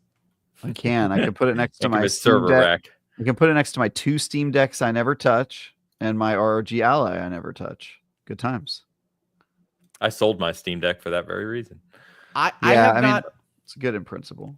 I have not been pitched on why I should care whether there's a green X on my device or whether it's an official Xbox product.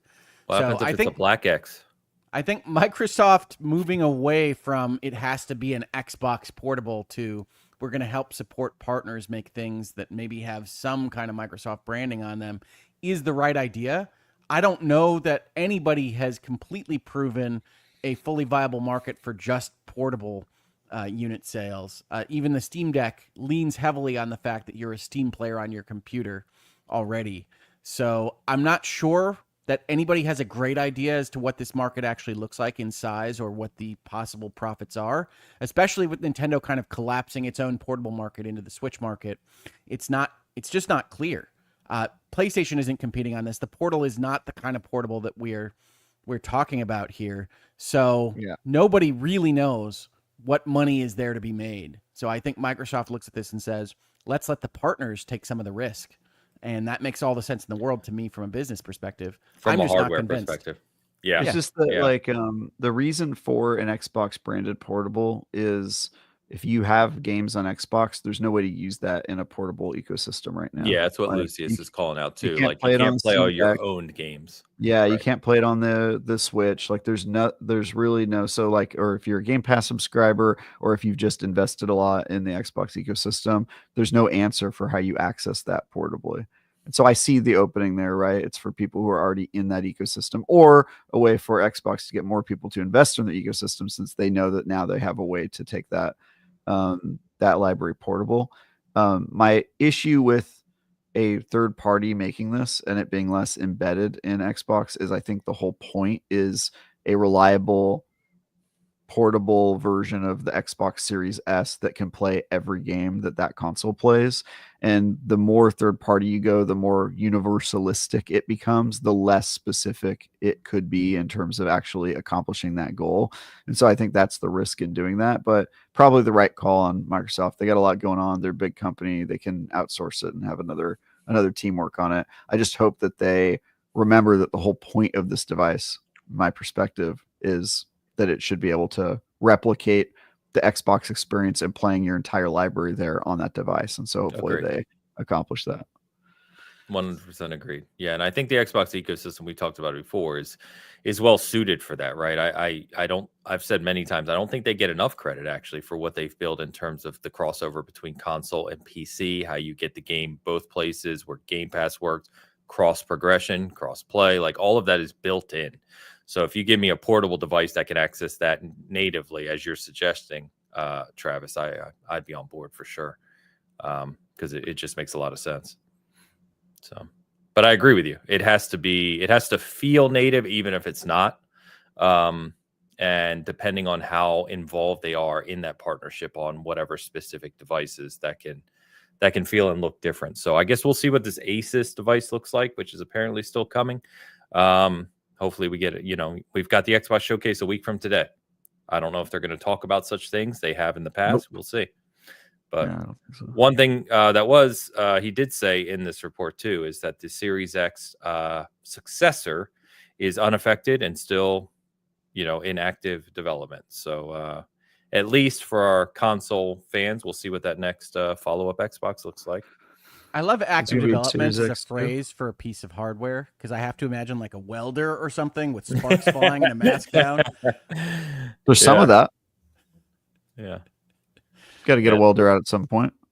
What's really interesting about those hardware pieces, right, is not even just controllers, right, is the amount of iteration they go through. It's pretty fascinating when you get stuff gets behind the scenes of how many iterations they go through to finalize. It's crazy. Yeah, well, whatever the next box is, like certain bits of the design were decided on or thought about years ago already. Many years ago.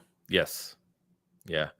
So I've talked to Jason Ronald about that directly, and those guys, not just Xbox, right, but any of the people making these things, they're mapping out 8 to 10 years, which when you just think about how technology is evolving, right, and the rate it's evolving, it's kind of crazy. It's like tough runway. Yeah, very tough. It's hard to guess at the progress of technology.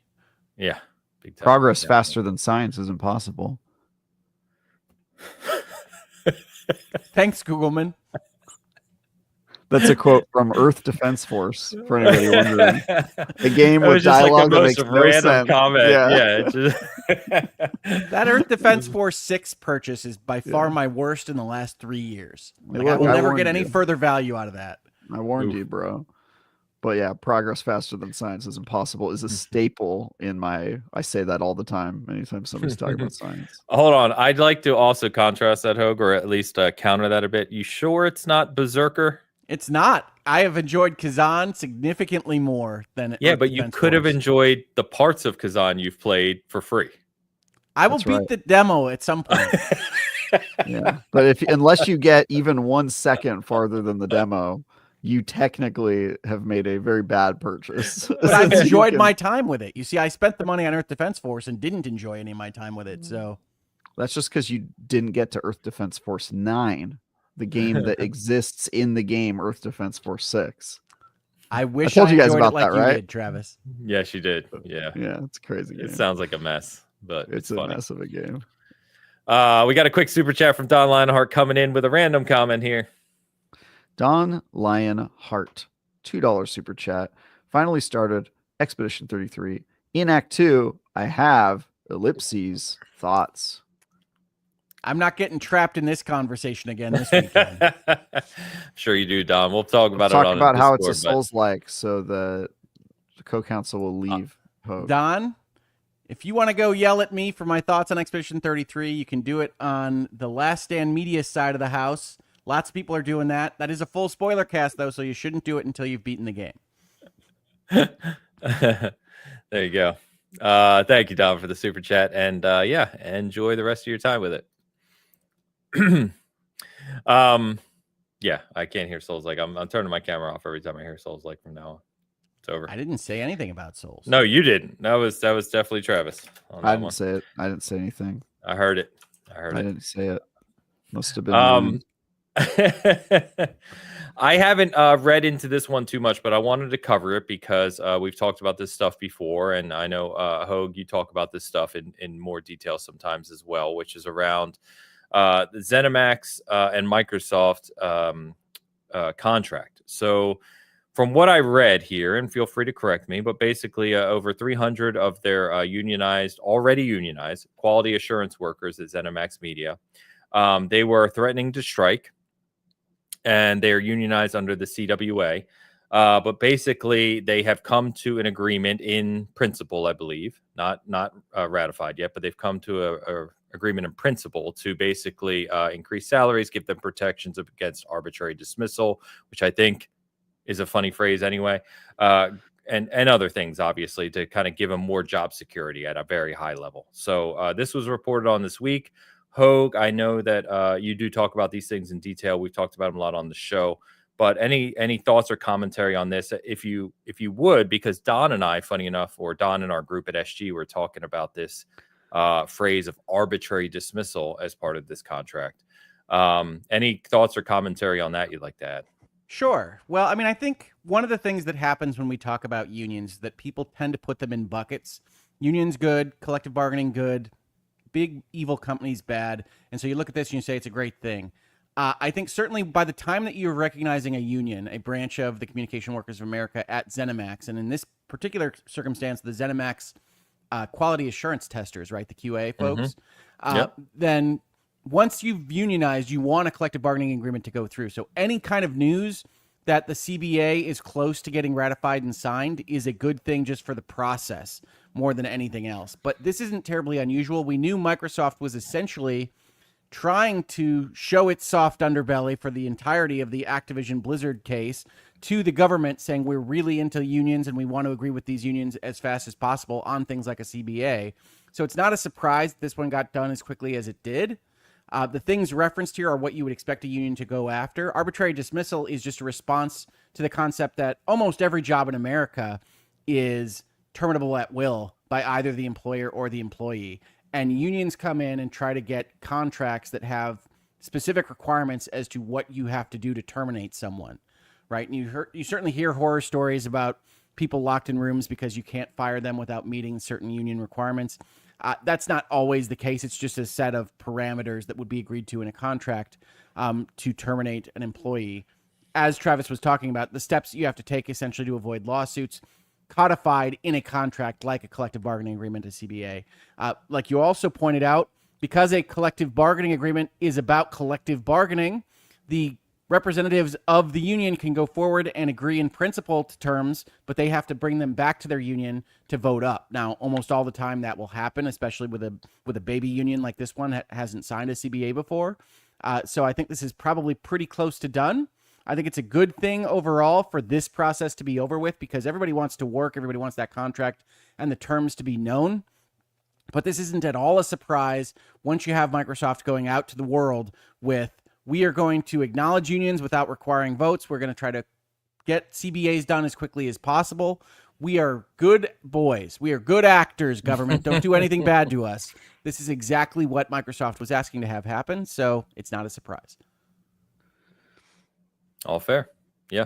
I would just like to call out, too, as someone who's worked in development for a very long time now, QA is almost universally underappreciated. They are a very critical part of development, both of all types of code, whether you're talking about games or applications. And QA and UAT usually draw the short end of the straw. So I hope this works out. I hope they come to some sort of agreement that benefits them. Yeah, QA, they do what they say on the tin. They do actually. They have one of the more directed titles in video gaming. So yeah. Yeah, QA. No, seriously. Like I have QA people in my group, and I work with our enterprise QA, and have done for a very long time, and it always underappreciated. And I've had myself to argue with C-suite executives about the benefit and need of QA and UAT. It's an endless battle. I don't know why it's an endless battle, but it is. And just shout out to the people who work those roles, because the things you get would be broken a lot more, or they wouldn't release it all without these people. I'm telling you that now. They'd be broken even more than they are now. Oh, no. Yes. Yep. Yes. Trust me. If they are broken, obviously that means you can blame QA. Nah, that's right. We just need they QA didn't to assure put the the quality A in QA. Mm-hmm. But anyway, yeah, good for them. Wish them the best. I believe they said June 20th was the date that is being targeted there. So we'll see what happens. For ratification vote? Yes. So guys, you'll never believe it. Ubisoft is teasing a game called Splinter Cell. All right, let's move on to the next topic. It's like they have a box. It's like they have a box to break open. PlayStation Deal Days. PlayStation Deal Days. Anybody picking anything up on PlayStation Deal Days? He didn't even read the rundown. He skipped one, but that's okay. It's all Anybody right. playing PlayStation Deal Days? What do you guys? We are actually already talked about that. But regardless, yes, they're teasing it again. They have teased Splinter Cell, as we all know, or put Sam Fisher in everything but a Splinter Cell game for a very long time now. Do you, Bitcast bet, gentlemen, do you believe we're actually going to get a new Splinter Cell game anytime soon? No. We'll get a Splinter Cell as soon as we get Beyond Good and Evil 2. Oh, boy. Yeah, here's I've why I been don't burnt think by this they'll. one too many times. I think they have to announce the game first because I have to imagine that any stealth. They already announced it. They announced it last year. What? The Splinter Cell game? Officially, yes. After teasing forever, they announced last year that a new Splinter Cell game is in development. So I haven't really checked who they've been hiring, but I feel like they would have to hire a whole different crew to work on a Splinter Cell game that they don't currently have. So I think we're at least a couple years out. It's the Beyond Good and Evil 2 crew. They're doing both of them. They're fine. Yeah, they're stealth chops on the Beyond Good and Evil 2. I'll tell you what, until I see differently, if I see just a picture of Sam Fisher on a social media post, I'm going to assume that he's joining Skull and Bones. Damn it, you found a way to get that into this episode. Look at you. Yeah, it's the truth. Goggles on the front of the ship. Yeah, you put the goggles on the sails. It's just a black background with the green lights as your sails. Could you imagine pirates having night vision back then? That's a distinct advantage, you know. Yeah, night vision pirates. Yeah. Oh boy, I don't know about this one, guys. They just teased a picture as they always do, and we were talking about it on our Discord, and it's just like, why do they do this? Wait until you're showing something. The optimistic people are thinking Ubisoft is doing this because we're going to get a trailer or a teaser at Summer Game Fest. Well, let's hold on. That is a separate question. You said, do you think we're going to get a Splinter Cell game? No, I wasn't asking a question. I said the optimistic people are thinking this. That wasn't a question. I think a trailer is very possible, though. A teaser. Okay. It's just that does not mean, that is not any indication that we're going to get the game soon. Yeah. Sure. But the teaser is just that social media photo slowly zoomed in on. That's it. That's all you get. Sure. I could see Which that. looks like it was made by AI to begin with. Yeah. Some person walking out as the Splinter Cell logo pops up and then talking about how their game is going to be people getting jump scared. What's the Kojima? Yeah, that's the new thing, right? They just do that. People getting jump scared. Yeah, the video of people being. Remember the Kojima announcement? What was that game called? Oh, the OD one. Yeah, that's just how you announce games now. You just have people getting jump scared, and then somebody walks out and goes, "I'm making a game." That's the entire. Yeah, that's the move now. It's just the Sam Fisher picture that turns into a screaming OD person. That's right. Yeah. Yeah, I don't know, man. I mean, if you're not aware, too, Ubisoft is not doing a UB forward this year, right? Obviously, UB backward. You. Damn it, Hogue. Did you guys say the same thing at the same time? Look at these two lovebirds. Look at these two lovebirds. Look at us. Hogue. This is for you. Imagine that happened right on the nape of your neck. Little kiss from me. I'll try not to imagine. I'm trying not to. Let's check it real quick. What does Paddington think about Splinter Cell? Hey. No. Now you know what would look good? We put the little 3 light goggles just on the top of his little red hat. Over it. That'd be great. I don't get the Paddington joke. I really don't get it. Hey, he's awesome. There's no joke here. It's just it's always nice. It fills the heart to see Paddington. When we don't put him up, we get comments asking where he is. I think people like Paddington more than us, honestly. I think you're just Paddington the episode out. Hey, look, we all suffer with bouts of self-doubt or self-value. I am fully willing to sit here and say I am less valuable than Paddington Bear. I've never experienced self-doubt. So there we go. I don't even think that was true while you were saying it. Yeah, it wasn't. We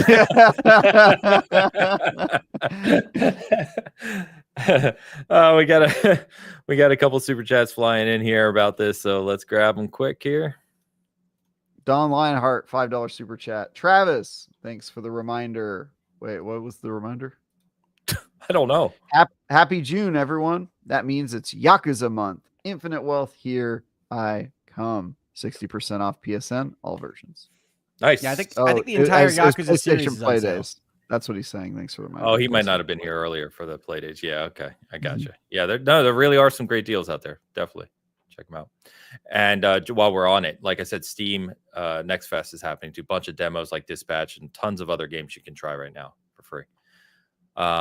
Speaking of, we'll get back to that. Hold that thought. Thank you, Don, for the super chats. As always, appreciate you, brother.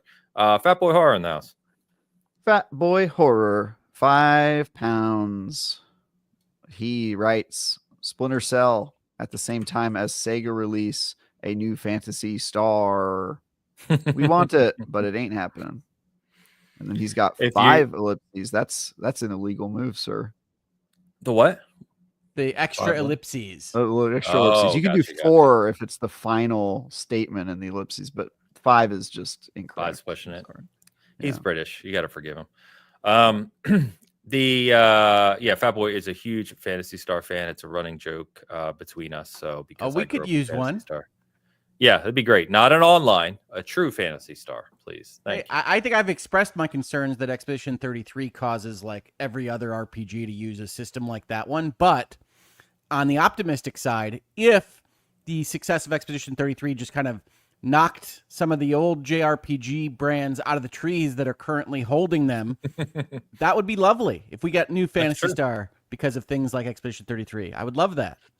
Yes, give us Fantasy Star and give us Shining Force. Bring them back. Come on. Thank you, Fat Boy. One game I forgot to call out. Just before I forget, I want to mention it because I don't know if I can mention it. All right, hold that thought. So, what are you picking up for Switch 2 this week? Switch 2 comes out Thursday, and what do you? There's only one game to pick up, Ames. There's only one game. There is not only one game to pick up. Tell him, but I do want to say that I have a sad announcement here for the Bitcast and our Bitcast viewership. I may not be getting a Switch 2, or at least not at launch, because Walmart tried to charge my credit card yesterday, and my credit card, in its infinite wisdom, said, we have declined it for fraud prevention. Is this a valid charge? At which point I said yes immediately, and I said, come on, for God's sakes. But we'll see if I wind up getting charged and get a Switch 2 at launch, or whether that was my one shot and staying up till 2 a.m. that one night a month ago was to no avail. So I hope that's not the case. Thank you so much, Bank. But we'll see what happens. If you only that happened to me too, but Best Buy has like you have 48 hours to update it policy. So I just updated it. There was no update needed. They just declined the charge. And then I said yes. And they said, well, your merchant has to retry and we'll let it go through now. So it's like, okay, presumably they will give another fraud prevention run, but there's no guarantees there. Yeah. Can I back up 1 second? Sure. You said you were up till 2 a.m. I was up till 2 a.m. the night that we had to do the pre-orders. Why weren't you playing multiplayer with Ains and I? Yeah. I mean, you'll do it for. I don't think I was invited. Not for your pals. Come on. Always invited. You just always go to bed at 8 p.m. Okay, so to be clear, while it was taxing and stressful to monitor 4 different websites at the same time, that is a different level of dexterity required than to actually play a video game with y'all. And I was collapsing at my desk. You don't need dexterity to be carried lovingly in the arms in the of 2 of your bros. No, but I know how you feel about carrying people now, Travis.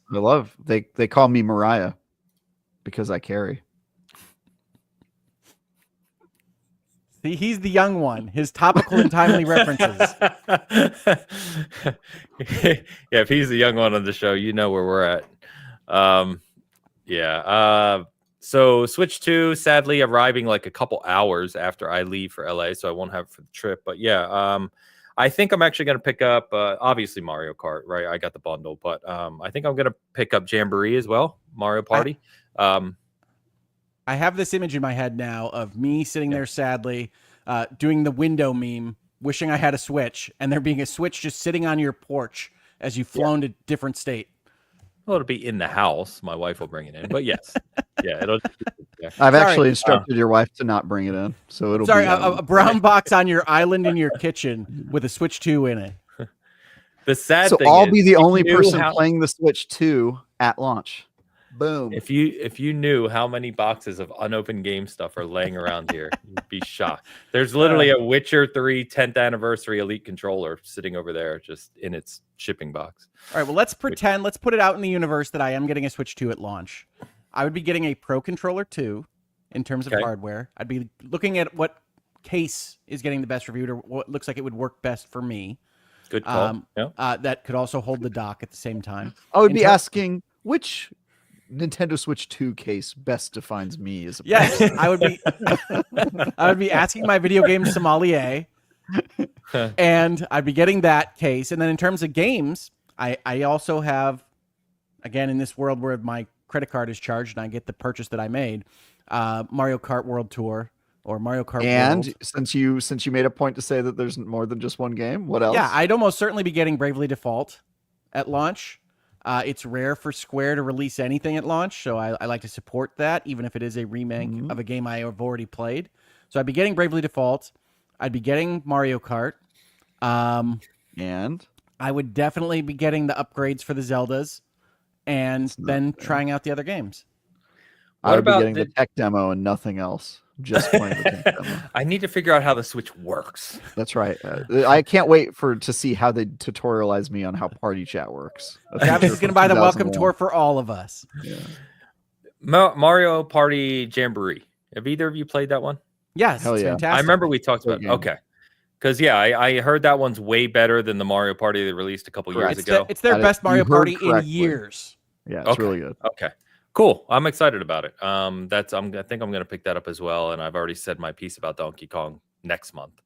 But yeah, I don't know if there's anything else I'm going to buy. A lot of people are buying Cyberpunk. I think I might get Cyberpunk. Having a native version of the game that it's portable and that I can move it around sounds attractive. Literally what I was just going to say. On our Discord, there's a bunch of people saying exactly that. Having Cyberpunk with its DLC, native, portable on the new hardware is a sell. So. Yeah. Travis's face. Why are you making that face? I have to explain all my faces. On that note, CD Projekt Red announced that Cyberpunk 2 is in pre-production, so get excited. I said 2030 will be here before you know it. That's maybe being generous, but we'll see that 2030 will be here before we know it. I don't know that CD Projekt Red will accompany it with Cyberpunk 2. Fair. Yeah, very fair. But anyway, I'm excited. I wish I was taking it on the trip with me to LA, but pumped for it to get back. Travis, you have to let us know. I will. Yeah, I'll be doing Switch 2 reviews that week it comes out, and then quickly pivoting to Dune, because Dune Awakening comes out the same day as the Switch 2, which is an insane decision by someone. And then also, yeah, I'm really glad I'm not going to the Summer Game Fest. That was a wise decision. As soon as I knew the Switch was coming out, that was Hogue. Yeah. If someone asked you, or if you were asking someone to hang out with you as a friend, and they just constantly repeated that they were happy they weren't going to hang out with you, how would you feel about that? I gotta say, I assume that Travis just doesn't have the same social mores as the rest of the human race. So I don't think he means anything by it. It's true. Look, I'm going to be there. I want to hang out with you. Alex and I are hanging out for the first time.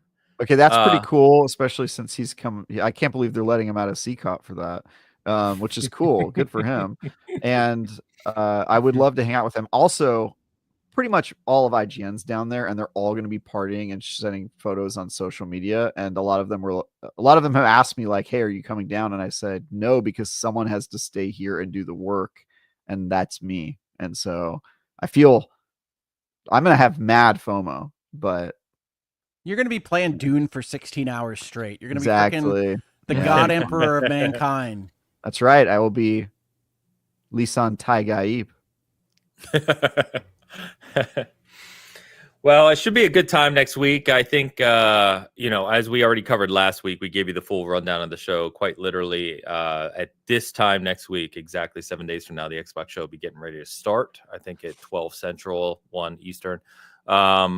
So that should be a good time. Reminder for anyone watching who's going to be in LA, I think we may have a few spots that have opened up for our watch party for the Xbox Showcase. If you want to swing by, it's free to come. Ping me, reach out to me. We can get you added to the list. That should be a good time. We've got some things to announce this week, special things. We did announce that we're doing a pre-show panel with Paris Lilly, Danny Pena, Brittany Brombacher, Andre Renee, and someone else as well. You almost remembered all their names. Good for you. I did. I know. I'm like trying to picture and I'm forgetting all of their full names. I don't think I could do that was really interesting. But yeah, I mean, they're well known in the community, right? And Gamertag Radio, of course. And, so it's going to be good to have them come by. And we have some other things in the works. So, yeah, it'd be a good time. But looking forward to it. Anything that has come up. Oh, by the way, and Hogue, you'll probably enjoy this, of course, is that Kojima did announce this week that Sunday afternoon, he's doing a dedicated showing, 18 minutes long, I believe, if I recall correctly, of Death Stranding 2 on the beach. Just his trailer. At a separate theater in LA. The 18 minutes is just his new trailer. I think it is. Yeah, I don't think I know that's a joke. Even Hideo has not made an 18-minute long trailer. Hasn't he? I still cannot believe that its subtitle is on the beach. That is insane. That is insane. 2, I'm super excited about Death Stranding 2. It's one of the games that you can catch up with this year. Play Death Stranding. You can play the Mafias, get ready for Mafia. All sorts of good things are getting continued this year.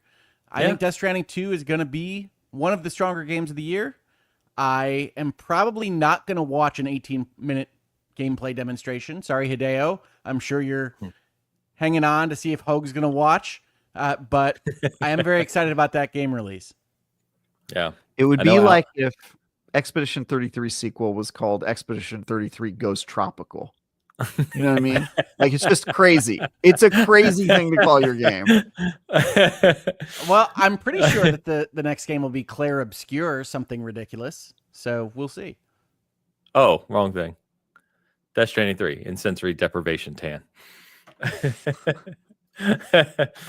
But anyway, it'll be a good time. Anything, any last minute thoughts, previews, things you want to see at Summer Game Fest next weekend? I'm sad. You want to see I'm Sad? Is that a new game? Oh, sorry. That just slipped out. What are we talking about? I could have delivered that better, but I'm proud of it. Hogue, what do you want to see at Summer Game Fest? Me too. Ains?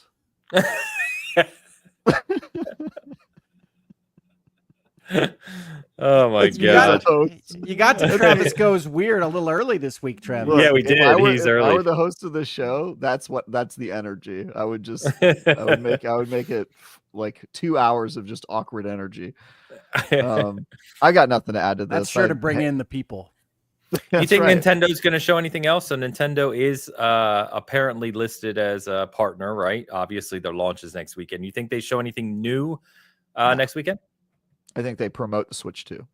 Yeah, I mean, I think Metroid Prime could use a little bit more coverage. That's going to be a big release for them. Yeah. Okay.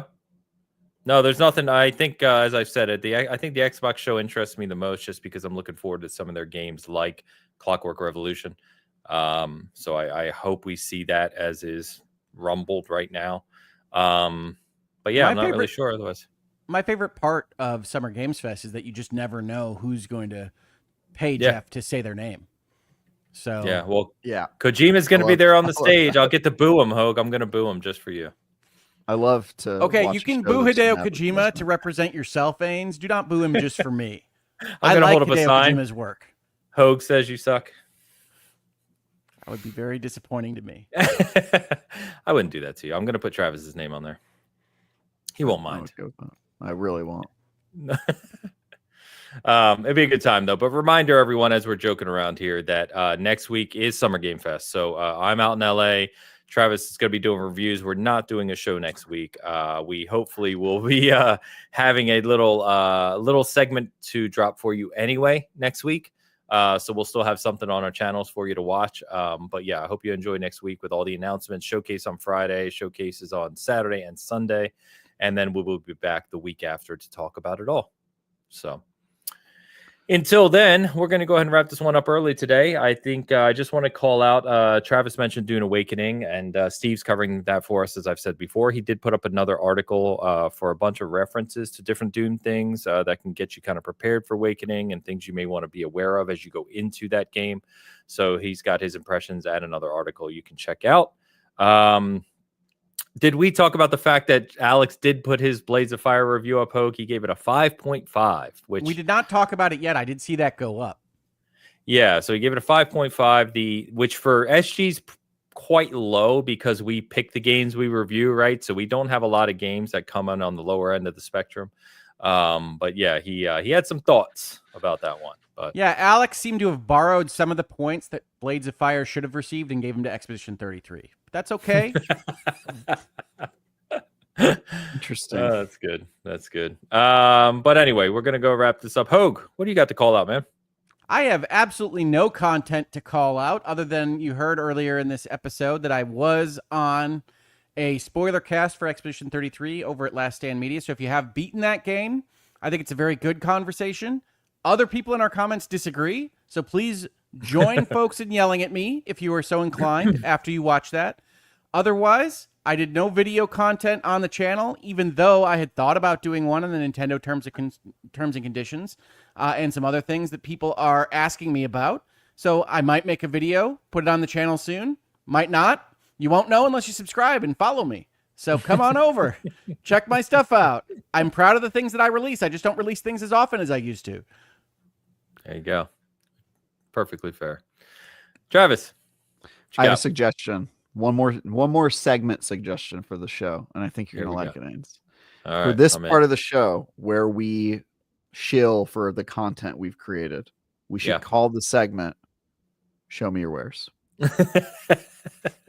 And you go, all right, we're ending up the show. Everybody, Hogue, show me your wares. And then he'll show you his wares. I'll show my wares. If we want, we can even get the voice clip from. I was gonna say we could probably pull that clip. That's fair. Of him saying, "Show me your wares." We could just have that come on, and he'd be like, "Show me your wares," and we'll each show the audience our wares. What do you think? I am on that because I did start playing. I put a little time into Kingdom Come Deliverance 2 because I don't want to leave that game. What a game! Yeah. So I went back to it for a couple hours this week. I will get that clip and we will put that together for sure. Cool. Well, my wares this week are that I finished my review for Fantasy Life I, The Girl Who Steals Time. And I know that Hogue loves hearing the whole title of Great that. title.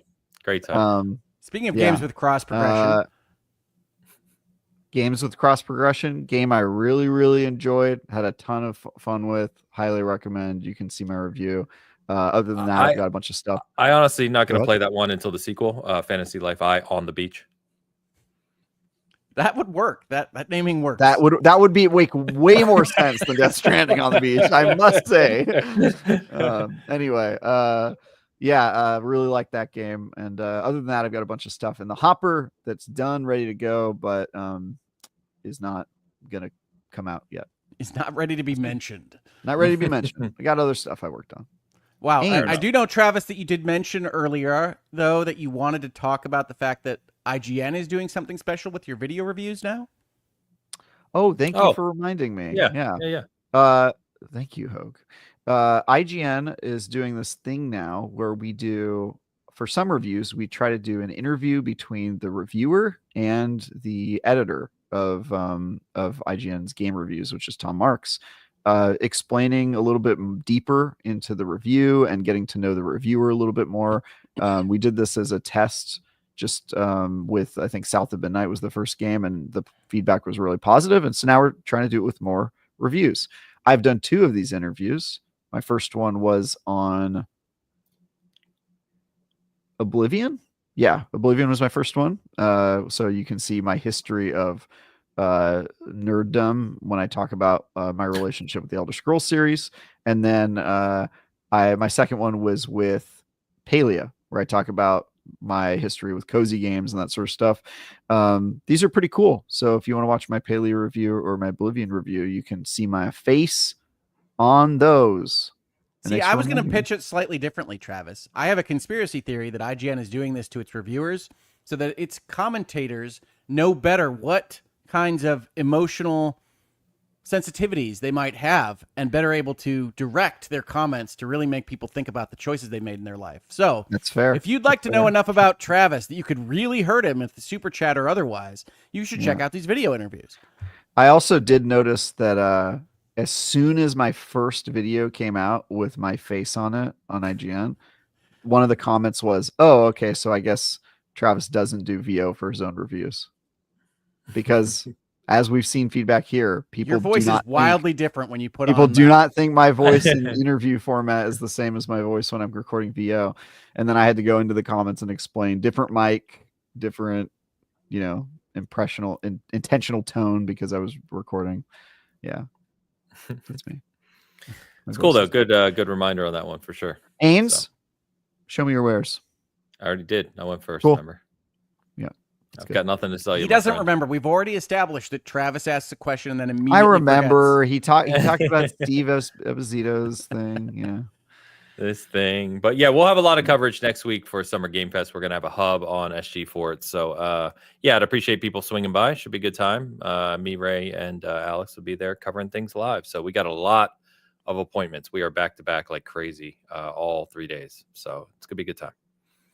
So cool. Well, thank you. I hope everyone has a great gaming week. Let's hope we get some great announcements next week and showcases, and we come back the following week excited to talk about all the cool things releasing.